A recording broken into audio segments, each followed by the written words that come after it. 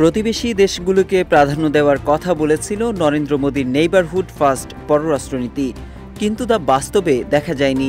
Neighbourhood first নীতির মূল কথা হলো ভৌগোলিকভাবে যারা দূরে তাদের চেয়ে নিকটতম প্রতিবেশী রাষ্ট্রগুলোর সঙ্গে সম্পর্ককে ভারত বেশি গুরুত্ব দেবে। তবে বাস্তবে দেখা গেছে ভিন্ন চিত্র।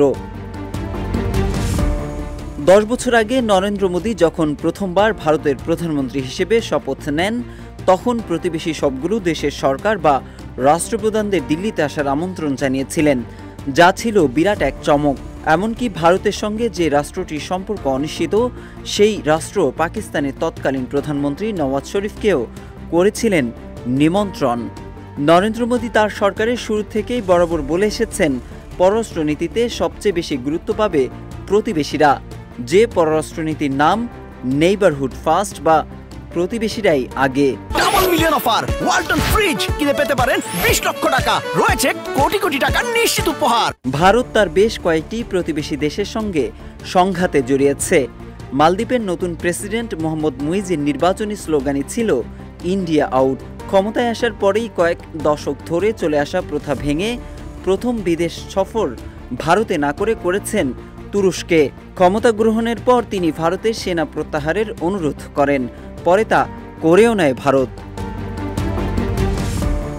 আবার নরেন্দ্র মোদী নিজে তার প্রথম সফর হিসেবে নেপালকে বেছে নিয়েছিলেন 2014 সালের আগস্ট মাসে।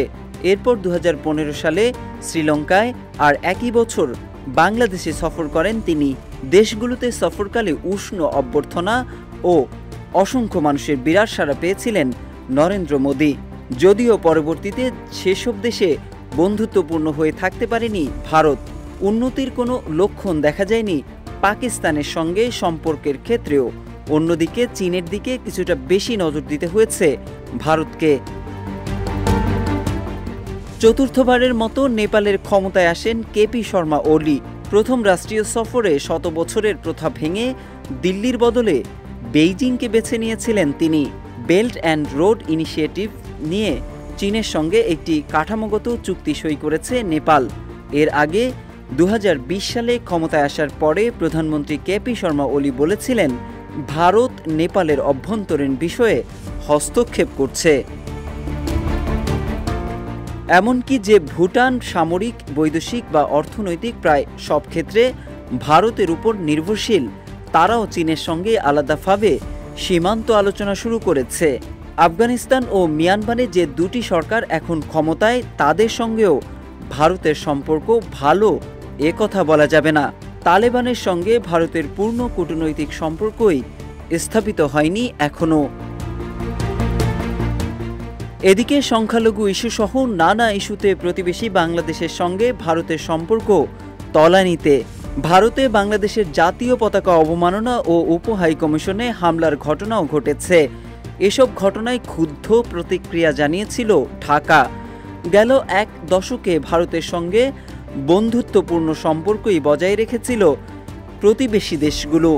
বিপরীতে সেই দেশের জনগণ বিভিন্ন ইস্যুতে ভারত বিরোধিতায় ফুঁসছে, যার পুনরাবৃত্তি ঘটেছে নেপাল, মালদ্বীপ, শ্রীলঙ্কায়। সর্বশেষ এই তালিকায় যুক্ত হল বাংলাদেশের নাম। গণঅভ্যুত্থানের মুখে ডক্টর মোহাম্মদ ইউনূস ক্ষমতায় আসার পর ভারত কিছুটা ব্যাকফুটে চলে আসে।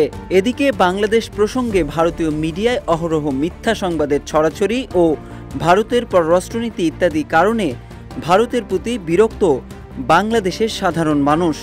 অনেক বিশেষজ্ঞ মনে করেন যে আমেরিকা ও রাশিয়ার মতো বড় দেশের সঙ্গে সম্পর্কের উন্নতি করার প্রচেষ্টায় নিজের প্রতিবেশী দেশগুলোর সঙ্গে সম্পর্ককে প্রাধান্য দেয়নি ভারত।